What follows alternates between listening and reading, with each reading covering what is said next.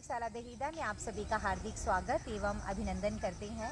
आज हमारे प्रिय विद्यार्थियों के साथ हम बात करेंगे समस्या समाधान कौशल पे एनईपी 2020 और समस्या समाधान कौशल मेरे शैक्षिक लक्ष्य के रूप में मैंने चुना है, क्योंकि राष्ट्रीय शिक्षा नीति 2020 के मंशानुरूप समस्या समाधान कौशल का हुनर विद्यार्थियों में होना बहुत आवश्यक है।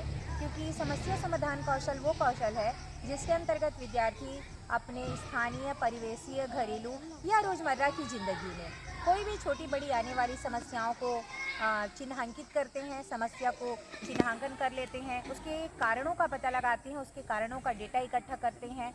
उसे इकट्ठा करने के पश्चात वे उसके समाधान के उपायों को सोचते हैं और किसी एक उत्तम समाधान को चुन करके फिर उस समाधान पर वे एक्शन लेते हैं, उस पर कार्य करते हैं ताकि वो समस्या समाप्त हो सके या कम हो सके।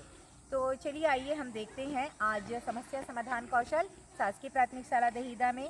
मेरे हाथ में आप देखते हैं बहुत सारी पर्चियां हैं और मैं ये पर्चियां फेंकती हूँ। इन पर्चियों में हमारे जो विद्यार्थी हैं, इन विद्यार्थियों ने अपनी एक एक समस्या लिखकर इन पर्चियों में डाली हुई है। तो हम कोई एक पर्ची उठा लेते हैं और इस पर्ची को देखते हैं कि इसमें किसी बच्ची ने अपनी क्या समस्या लिखी है।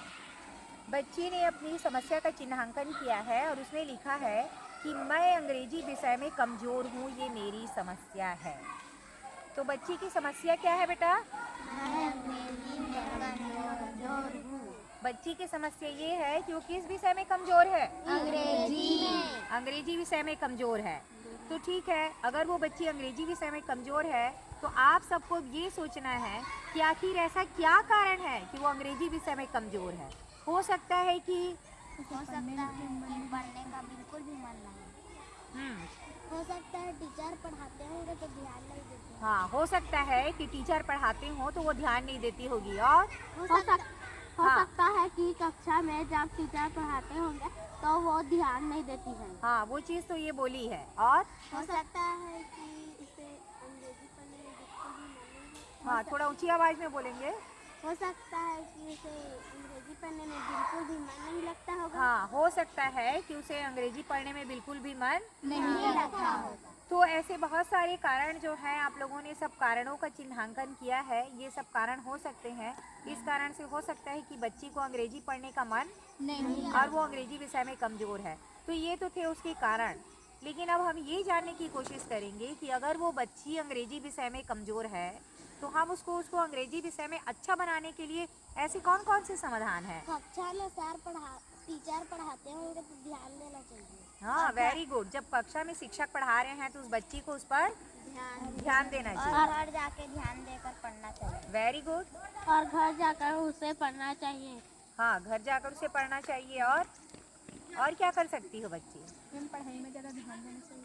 हाँ, अंग्रेजी विषय की पढ़ाई में उसे ज़्यादा ध्यान देना और चाहिए। पढ़ रहे हो तो बड़े लोगों से पूछना चाहिए। Very good. और जब वो पढ़ रही है, कहीं कुछ समझ नहीं आ रहा है तो उसे अपने घर के बड़े भैया दीदी किसी से भी पूछना चाहिए। तो ये तो सब हो गए इसके समाधान। इन सब समाधानों में सबसे बेहतर समाधान कौन सा है? टीचर पढ़ा रहे होंगे तो ध्यान देना चाहिए। Very good. जब कक्षा शिक्षक या अंग्रेजी विषय के शिक्षक उन्हें विद्यालय में उस पीरियड में अंग्रेजी पढ़ाते हैं तो उस बच्ची को क्या करना चाहिए? उसे ध्यान देना चाहिए। तो इस राय पे सभी बच्चे सहमत हैं? जी मैम। ये हमारा सबसे उत्तम समाधान है। तो अब हम ये कोशिश करेंगे सभी मिल करके कि हम उस बच्ची को ये समझाएं कि जब कक्षा में अंग्रेजी विषय की पढ़ाई होती है तब उसे क्या करना चाहिए? ध्यान देना चाहिए ताकि उसकी अंग्रेजी विषय की कमजोरी की समस्या दूर हो सके। जी मैम। तो ये था शासकीय प्राथमिक शाला दहीदा में बच्चों के साथ एक गतिविधि और इसका नाम था समस्या समाधान कौशल, एक शैक्षिक लक्ष्य और बच्चों को समस्याओं से निपटने के लिए तैयार करने का और उन्हें भविष्य में सर्वांगीण विकास के लिए दक्ष करने का एक कौशल। शासकीय प्राथमिक शाला दहीदा, प्रधान पाठक प्रियंका गोस्वामी। धन्यवाद।